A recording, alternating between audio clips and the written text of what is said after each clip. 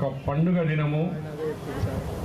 మనము పండుగలు వస్తే हमारे मुस्लिम भाई रमज़ान, हिंदू भाई दसरा, क्रिश्चियन भाई हमारा క్రిస్మస్. కానీ ఈ పండుగ ఏమో మొత్తం నిజామాబాద్ పండుగ, పూరే నిజామాబాద్ షహర్కి लिए. ఎందుకంటే తాగే నీళ్ళు, డ్రైనేజు, ఇది ఇప్పుడే మన లోకల్ ఎమ్మెల్యే ధన్పాల్ గారు చెప్పినట్టు డి శ్రీనివాస్ గారు ఉన్నప్పుడు, జయపాల్ రెడ్డి గారు ఉన్నప్పుడు అప్పుడు ఇచ్చిన ఫండ్స్ తెచ్చినంటే మళ్ళీ అప్పటి నుంచి ఆగేపోయింది పని. 10 సంవత్సరాలు బీఆర్ఎస్ ఉన్నారు కానీ ఒక్క ఇటుక పెట్టలే, ఒక నిజామాబాద్కు అభివృద్ధి అనేది లేదు. ఇలా నిజామాబాద్ అభివృద్ధికి మారిపోయారంటే అప్పుడు కాంగ్రెస్ పార్టీలో మేము, సుదర్శన్ రెడ్డి గారు, డి శ్రీనివాస్ గారు లేరు మన మధ్యలో.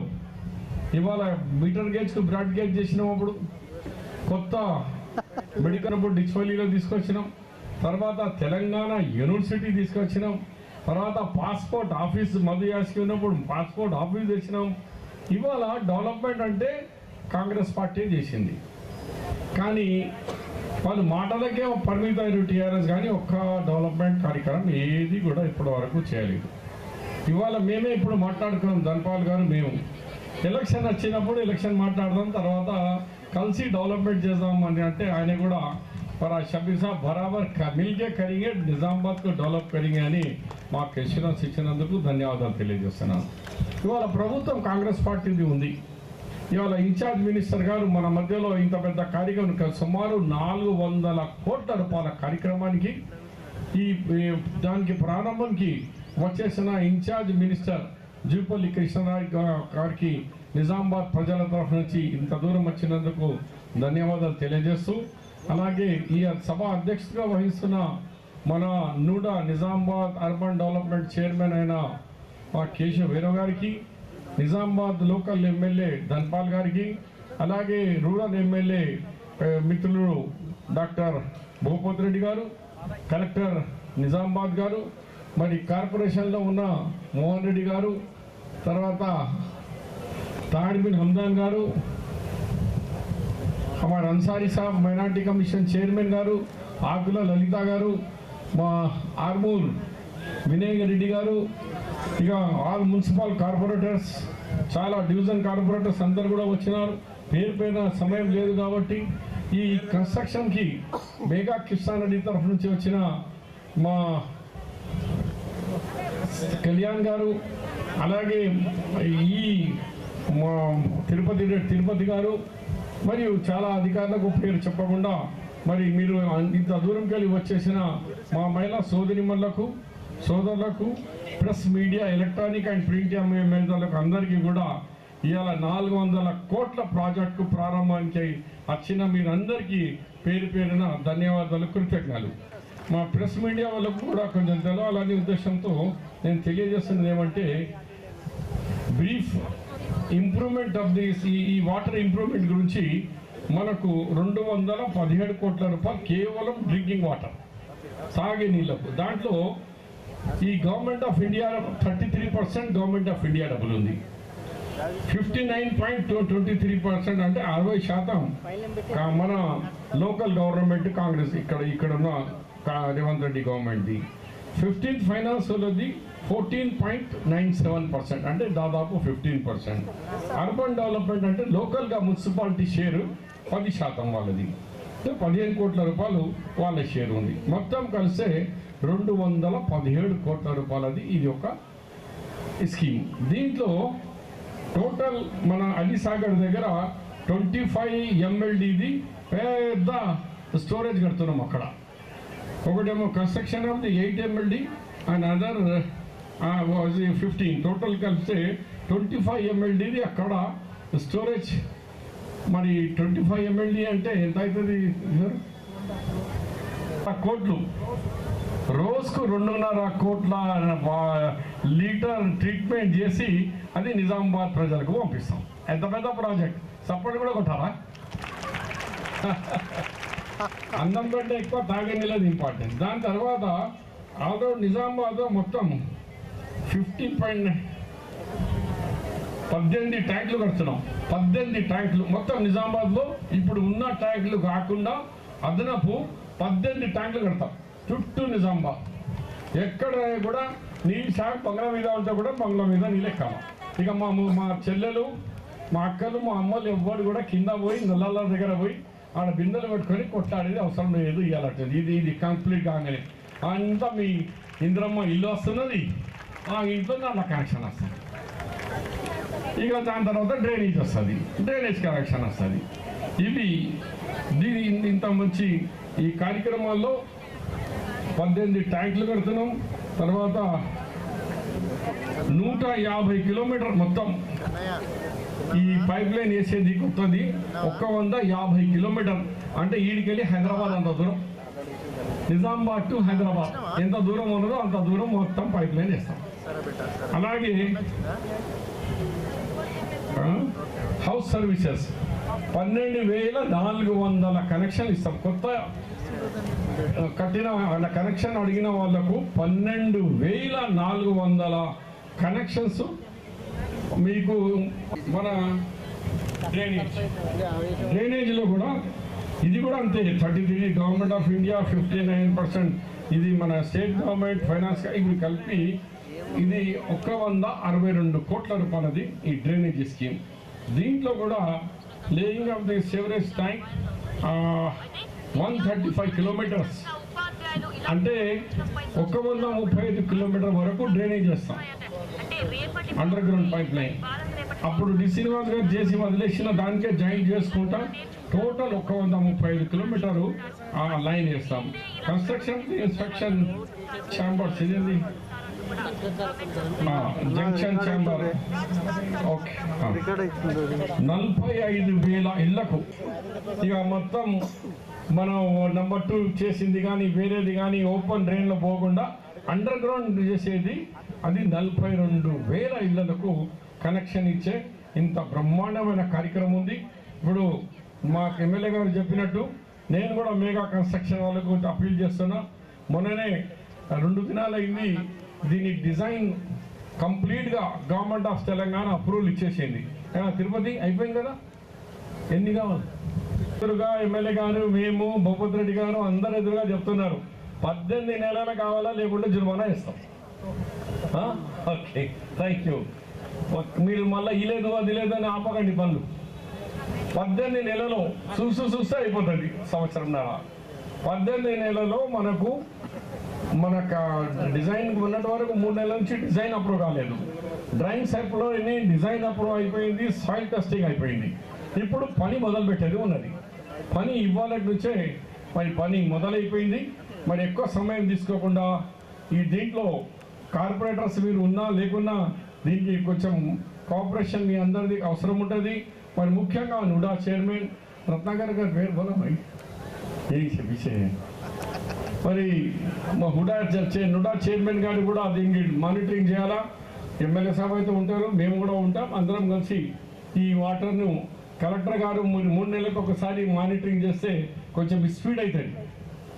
హైదరాబాద్ ఎయిర్పోర్ట్, శంషాబాద్ ఎయిర్పోర్ట్ గౌరవ ముఖ్యమంత్రి 3 నెలలకు ఒకసారి రివ్యూ చేసేది.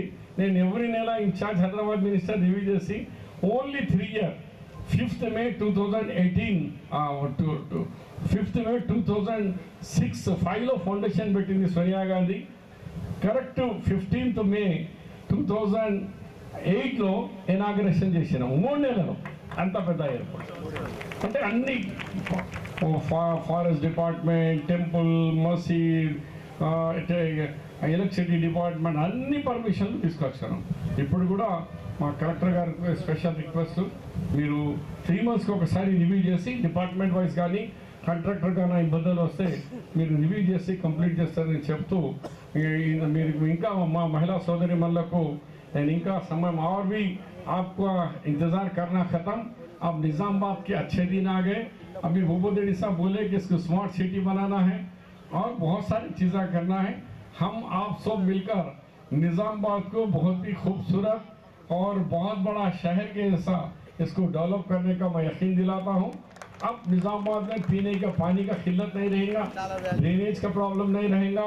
उसके बाद यूटीएफ में एक डिवीज़न को 1 करोड़ रुपया है. फिर उसके बाद 3,500 घरों में एप्लीकेशन हमारे पास 1600 का आया. एमएलए साहब भी चिंतित है, अरे भाई 12 तो इतने सैंक्शन है मगर हमारे पास दरखास्त ही कम आए बोल के, उसका भी एक बहुत बड़ा मसला है, वो भी बैठ कर हम हल करेंगे। 3500 खरा बनना है इस साल हमको। 3500 ఇల్లు లేని వాళ్ళకు ఇల్లు కట్టే కార్యక్రమం ఉంది। కొత్త రేషన్ కార్డులు 26 జనవరి నుంచి కొత్త రేషన్ కార్డు ఇచ్చే కార్యక్రమం ఉంది। ఇవన్నీ చాలా కార్యక్రమాలు। కాంగ్రెస్ అంటేనే ఇంద్రమ్మ పార్టీ, ఇంద్రమ్మ అనగానే గరీబీ హటావ్ పార్టీ। ఎన్ని కార్యక్రమాలు తీసుకొని మేము ముందుకు వచ్చినారు। మరొకసారి మా నూడా చైర్మన్ గారు, నిజామాబాద్ మున్సిపల్ కార్పొరేషన్ వాళ్ళు, ఎమ్మెల్యే గారు అందరు కోఆపరేట్ చేసి కార్యక్రమం చేసినందుకు ధన్యవాదాలు। ఆప్ సబ్కా శుక్రియా। అభివృద్ధి కార్యక్రమానికి ఈనాడు మనం శంకుస్థాపన చేసుకునే కార్యక్రమానికి చేసినటువంటి పెద్దలు మాజీ గౌరవ శాసనసభ్యులు భూపతి రెడ్డి గారు, అట్లాగే స్థానిక శాసనసభ్యులు ధన్ పాల్ సూర్యనారాయణ గారు, అట్లాగే సభాధ్యక్షులు కేసి వేణు గారు, నూడా చైర్మన్ గారు, అట్లాగే తాహిర్ బిన్ అహ్మద్ ఉర్దూ అకాడమీ చైర్మన్ గారు, మానాల మోహన్ రెడ్డి గారు కోఆపరేటివ్ చైర్మన్ గారు, ఆకుల లలిత ఎక్స్ ఎమ్మెల్సీ గారు, Tariq Ansari minority commission chairman గారు, జిల్లా కలెక్టర్ నిజామాబాద్ రాజీవ్ గాంధీ హనుమంత్ గారు, అట్లాగే వినయ్ కుమార్ గారు ఆర్మూర్ ఇన్ఛార్జ్ గారు, తారాచంద్ డిసిఎంఎస్ చైర్మన్, అట్లాగే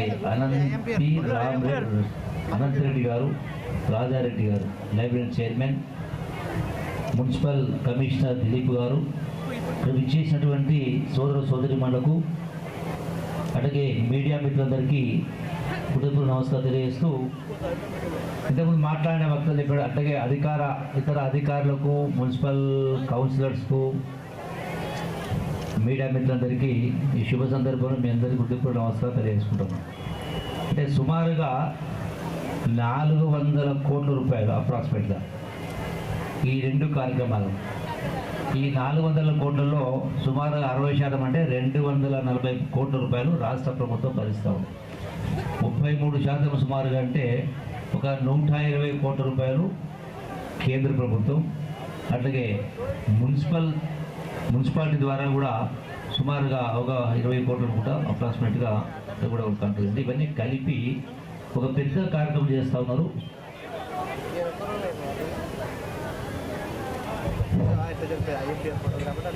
అంటే వచ్చే 50 సంవత్సరాలకు కూడా జనాభా ఎంత పెరిగినా కూడా ఈ మంచినీటి సమస్య, అంటే శుభ్రమైన నుండి పరిశుభ్రమైనటువంటి మంచినీరు, అట్లాగే మురుగునీటి వ్యవస్థను మొత్తం కూడా పూర్తిగా ప్రక్షాళన చేస్తూ ఒక పెద్ద కార్యక్రమం బృహత్తర కార్యక్రమం చేపట్టడం జరిగింది। మరి ఈనాడు ఇందిరమ్మ రాజ్యంలో కాంగ్రెస్ ప్రభుత్వ హయాంలో, అట్లాగే ఈ గ్రాంట్ ద్వారా కేంద్ర ప్రభుత్వ సహకారంతో ఒక మంచి కార్యక్రమం చేస్తూ ఉన్నాం। అట్లనే ఈ రోజున ప్రతి అంశం పట్ల కూడా ప్రతి వ్యక్తి కూడా ఆలోచన చేయాలి। ఎవరేం చెప్తా ఉన్నారు, ఎవరంటే కొంత మిత్రులు మాట్లాడి చెప్పిండు, వాస్తవాలు ఒకటి ఉంటుంది, ప్రచారం ఇంకోటి ఉంటుంది। సందర్భం వచ్చింది కాబట్టి చెప్పాల్సినటువంటి అవసరం ఉంది। ఇంతకుముందు సమీక్ష సమావేశం ఏర్పాటు చేసుకుంది। అసలు ఈ రాష్ట్రం తెలంగాణ రాష్ట్రం ఎరటకాలు చేసి మా చావులతో తెలంగాణ రావాలి, వచ్చిన తెలంగాణలో అన్ని వర్గాల ప్రజలు సుఖ సంతోషంతో ఉండాలని ప్రాణత్యాగం చేస్తే, మరి ఆ ప్రాణత్యాగాలకు చలించినటువంటి ఆ కన్నబిడ్డల తల్లుల కడుపుకోత ఎట్లుంటుందో ఒక కన్న తల్లిగా సోనియా గాంధీ గారు తెలిసి తెలంగాణ ఇస్తే అటు ఆంధ్రాలో తెలంగాణలో కాంగ్రెస్ పార్టీకి నష్టం జరుగుతుందని తెలిసి కూడా 60 ఏళ్ల కల 4 కోట్ల ప్రజల ఆకాంక్ష నెరవేర్చి తెలంగాణ రాష్ట్రం ఇచ్చింది। అయితే తెలంగాణ రాష్ట్రం వచ్చిన సందర్భంలో అంటే 2వ తారీఖు జూన్ 2014లో ఈ రాష్ట్రం యొక్క అప్పు అంటే గడచిన 64 సంవత్సరాలు సుమారుగా 16-17 మంది ముఖ్యమంత్రులు ఈ రాష్ట్రాన్ని పరిపాలన చేస్తే ఈ రాష్ట్రం యొక్క అప్పు కేవలం 65,000 కోట్లు ఉండేది। మరి అన్ని సంవత్సరాలు మీరు అన్ని చూసిన ఎన్నో అయినా కూడా రాష్ట్రం అప్పు మొత్తం 65,000 కోట్లు. ఈ 65,000 కోట్ల అప్పుకు ఆనాడు రాష్ట్ర ప్రభుత్వం కేసీఆర్ ముఖ్యమంత్రి అయినాటికి సంవత్సరానికి 6,500 కోట్ల రూపాయలు వడ్డీ కట్టేది. అంటే వడ్డీ వచ్చి కంతులు వచ్చి అసలు వచ్చి సంవత్సరానికి 6,500 కోట్ల రూపాయలు కట్టేది. గడచిన 10 సంవత్సరాల్లో ఒక్క ముఖ్యమంత్రి ధనిక రాష్ట్రం చేతికి అప్పగించిన తర్వాత కూడా ఈ 10 సంవత్సరాల కాలంలో 16 లక్షల కోట్ల ఆదాయం వచ్చిన తర్వాత కూడా మళ్ళీ సుమారుగా 8 లక్షల కోట్ల రూపాయలు అప్పు చేసి ఈ 8 లక్షల కోట్ల రూపాయల అప్పుకు ఆనాడు సంవత్సరానికి 6,000 కోట్ల రూపాయలు వడ్డీ కడతా ఉంటే ఈనాడు నెలకు 6,500 కోట్ల రూపాయలు వడ్డీ కట్టే పరిస్థితి వచ్చి అంటే రాష్ట్రాన్ని అప్పుల కుప్పగా మార్చి చిప్ప చేతికిచ్చిపోవడం జరిగింది. ఇది గడిచిన 10 సంవత్సరాల అద్భుతమైన పరిపాలన. చాలామంది గొప్పలు చెప్తా ఉంటారు.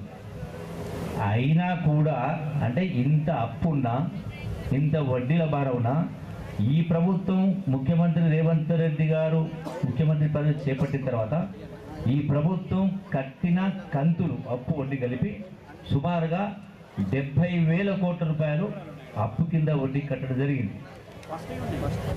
అంటే అయినా కూడా ఇంత ఇబ్బంది ఉన్నా కూడా చెప్పిన ప్రతి కార్యక్రమాన్ని కూడా ఈనాడు అమలు చేసే కార్యక్రమం చేస్తూ ఉన్నాం. మీరు చూస్తూ ఉన్నారు. మహిళలకు సంబంధించి ఒకనాడు గ్యాస్ సిలిండర్ 400 ఉన్నది, అది 1,200 పోయింది. ఈనాడు మళ్ళీ 1,200 గ్యాస్ సిలిండర్ను రాష్ట్ర ప్రభుత్వం ఒక్కొక్క సిలిండర్ పైన 600 రూపాయలు సుమారుగా భరించి ఈనాడు 500 రూపాయలకే గ్యాస్ సిలిండరు ఇచ్చేట్టు ఏర్పాటు చేస్తూ ఉన్నాం. నిజమా అబద్ధమా? అట్లనే 200 యూనిట్లు కరెంటు కాల్చేటువంటి వాళ్లకు కరెంటు బిల్లు లేకుండా 0 బిల్లు వస్తూ ఉంది. సరే 200 పైన ఉంటే వాళ్ళ బిల్లు కట్టాల్సిందే. అట్లాగే మరొక సుమారుగా 8-10 కోట్ల రూపాయలు రైతు భరోసా ఇచ్చేది ఏర్పాటు చేస్తూ ఉన్నాం.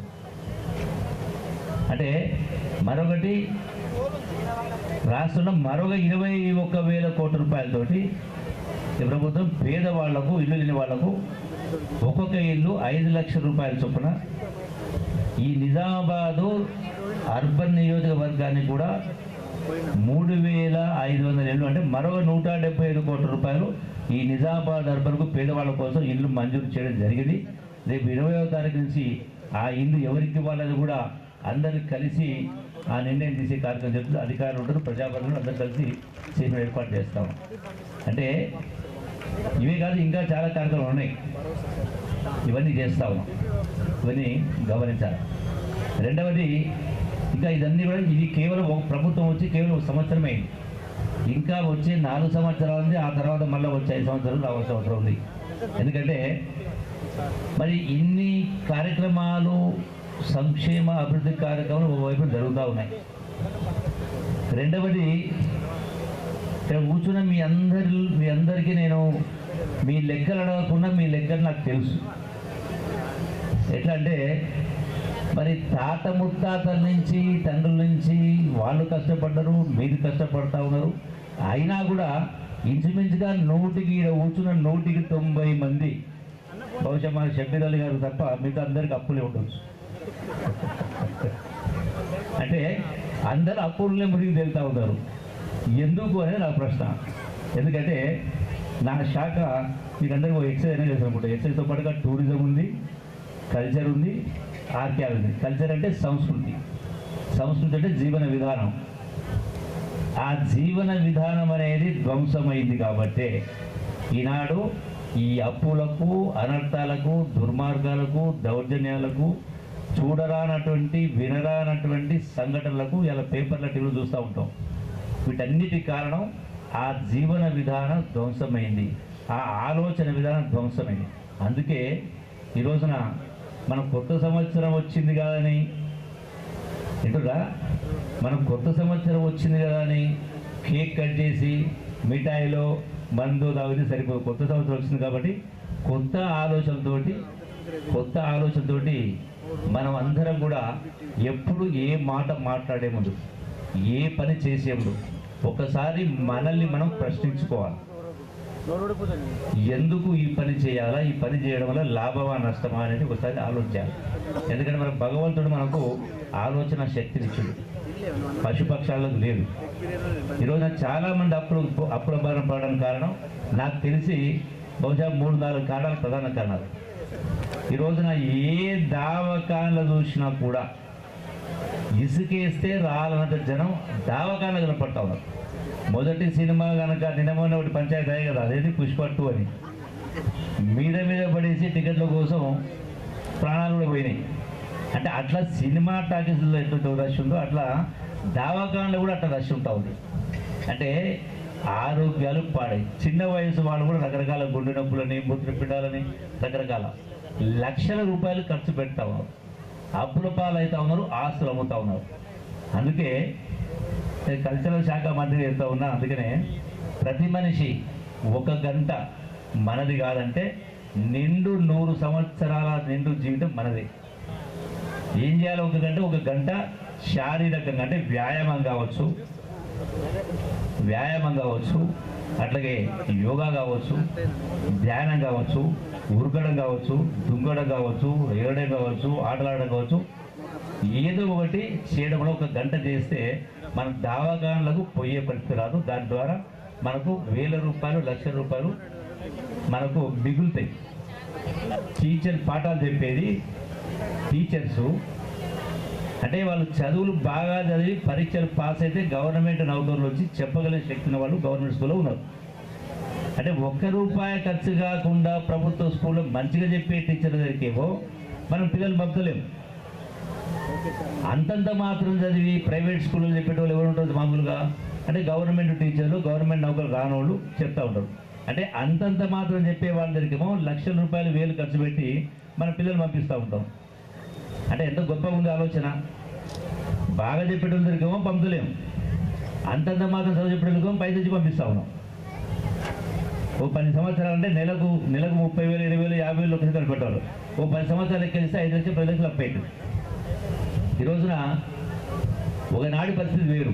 మేము చిన్నప్పుడు చదువుకునేటప్పుడు మా అమ్మోళ్ళు, తాత, నాయనమ్మోళ్ళు చెప్పేది ఆ మహాభారత, రామాయణం చెప్తూ అరచేతిలో వైకుంఠం అనేది కింద ఆ శ్రీకృష్ణుడో లేకపోతే నారదుడో ఆకాశం తిరుగుతూ గుర్తుపట్టేటట్టుగా, అంటే అరచేతిలో వైకుంఠం చూసినట్టుగా ఉండేది.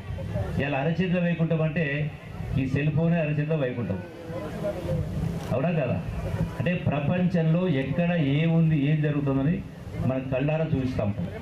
మరి ఏం చూస్తుంటాం? దీనిలో వాట్సాప్లు చూస్తాం, సినిమాలు చూస్తాం, అశ్లీల చిత్రాలు చూస్తాం. అంటే ఇలా పిల్లల చదువు కావాల్సిన మొత్తం దీనిలో ఉంటుంది, ఉద్యోగాలకు సంబంధించి ఉంటుంది, వంటలకు సంబంధించి ఉంటుంది, వ్యాపారాలకు సంబంధించి ప్రతిదీ ఉంటుంది. దీన్ని మనం దేనికి వాడాలో దానికి వాడతలేము. అంటే రూపాయి ఖర్చు లేకుండా ఎన్నో నేర్చుకోవచ్చు, ఎన్నో చదువుకోవచ్చు. దీన్ని మనం దానికి వాడతలేము. అందుకనే గొప్ప చదువు రావడానికి లక్షలు ఖర్చు పెట్టి అప్పుల పాలు కాకుండా గొప్ప చదువు చెప్పి చదివేటువంటి అవకాశాలు ఉన్నాయి, అయినా మనం వాడతలేము. అందుకనే ప్రధానంగా ఈ అంశాలలో ఎందుకంటే మనం ఇన్ని స్కీములు చేసినా మళ్ళీ ఇక్కడేసిన బొమ్మలు అక్కడే ఉన్నట్టుగా ఉంది. అందుకే ఆలోచనలు మారాలి. ఆహారపు అలవాట్లు, ఆరోగ్యపు అలవాట్లు, చదువుల అలవాట్లు ఇవన్నీ కూడా మార్పు చెందినప్పుడే సమాజంలో మార్పు వస్తుంది. కాబట్టి మరొకసారి ఈ వేదిక ద్వారా మాకు నా శాఖ కూడా నేను న్యాయం చేయాలి. కాబట్టి కల్చర్ శాఖ, ఇంకో శాఖ దాని గురించి మాట్లాడేప్పుడు. కాబట్టి మరొకసారి ఈ యొక్క అంటే ఇంత గొప్ప కార్యక్రమం ఈనాడు ప్రభుత్వం, ఇంతమంది నాయకులు వేదిక పైన కూర్చున్నారు. మరి 400 కోట్ల రూపాయలు ఒక్క నిజామాబాద్